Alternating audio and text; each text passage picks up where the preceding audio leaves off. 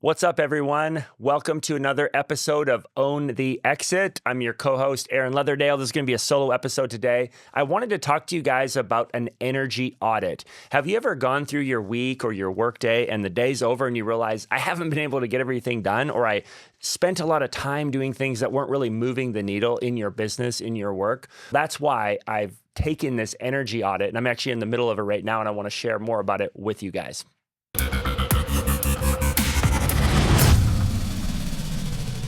So energy audit. So this is basically, I didn't come up with the term, but it's a guy named Dan Martell. I'm reading his book. It's called Buy Back Your Time. I highly recommend this book. And we've all heard about it, time trackers, tracking our hours. It's not a new concept. But what I like about the energy audit is it's basically, you take, let's say you're working 40 hours a week. I know as entrepreneurs, a lot of times we work more than that, right? 60 hours, 70 hours. But for a 40-hour work week, what you do is you go through everything that you're doing during a 2-week period, and you actually write down what you're doing. And a lot of times for me, I'm living based on my calendar anyways, right? So most of my week is already scheduled out, but there's a lot of different tasks that you're doing throughout the week that you'd be surprised at how much time you're wasting just by tracking your time. And this was one thing that was eye-opening to me, because tracking your finances is like a critical component of having a business, right? Like, we have to track our finances because that's the lifeblood of business. And so I've got all these trackers for the various businesses I have. We're forecasting, we're budgeting for an entire year as far as where all the money's going to go, and we're looking back, we're analyzing the finances. But I realized, I'm not doing that with my time. And my time is even a more precious resource. Here I am, we've got a whole finance team that's looking at where every dollar is going, every cent is going in our business, but I'm not doing that with my time. And little minutes and seconds are being wasted or slipping away, and I don't know where they're going because it's just not being managed, or I'm not aware of where all of those minutes are going. And so that's why, for me, it was like, I want to do this energy audit because I want to see where my time is going. And so the thing that's cool about this energy audit is you're not just tracking your time, but you're actually putting a color beside it.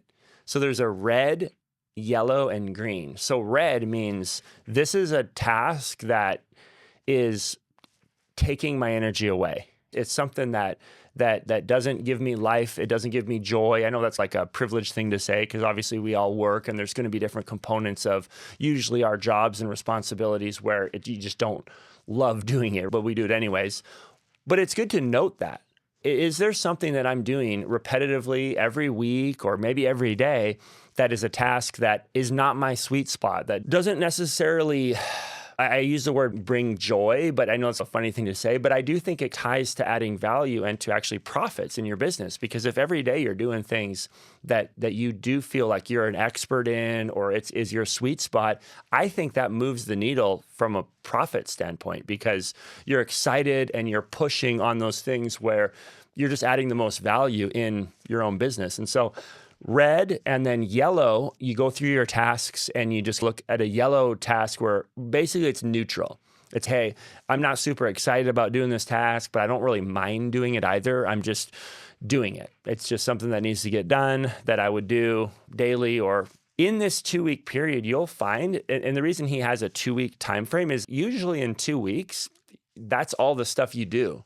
Like, you'll find like a cycle within that, or basically within that 2-week period, that's typically the next 2 weeks is just a repeat of those 2 weeks. You're just doing everything that you do, you usually do within that 2-week period when you're working.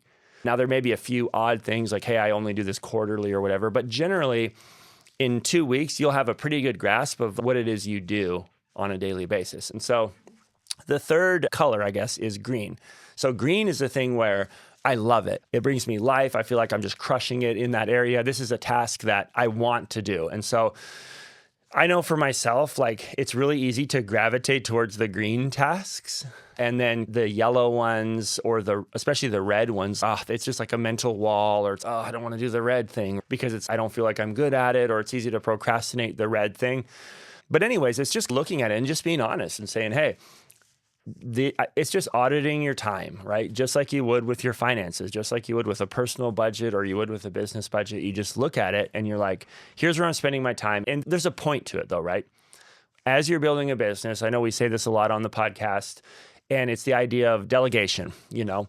I guarantee that as you do this for 2 weeks, and I've done a few variations of this. We have another company and we make everybody track their time. They have apps on their, because they're all working remote, they're out in the field, they're doing construction. They track their time on an app. We put it into a spreadsheet, and we've been doing it for a year now.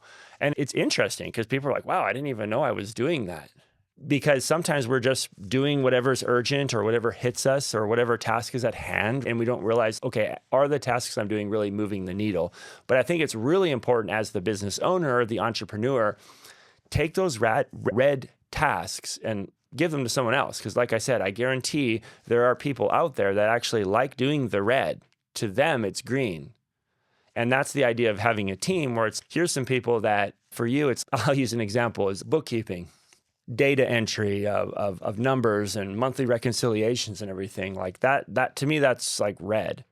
But there's people that love it. To them, it's green. And so find those people where to them it's green, right? And begin to outsource that stuff. So the goal is, and I know this is very idealist, but the goal is to have your 40-hour work week all green.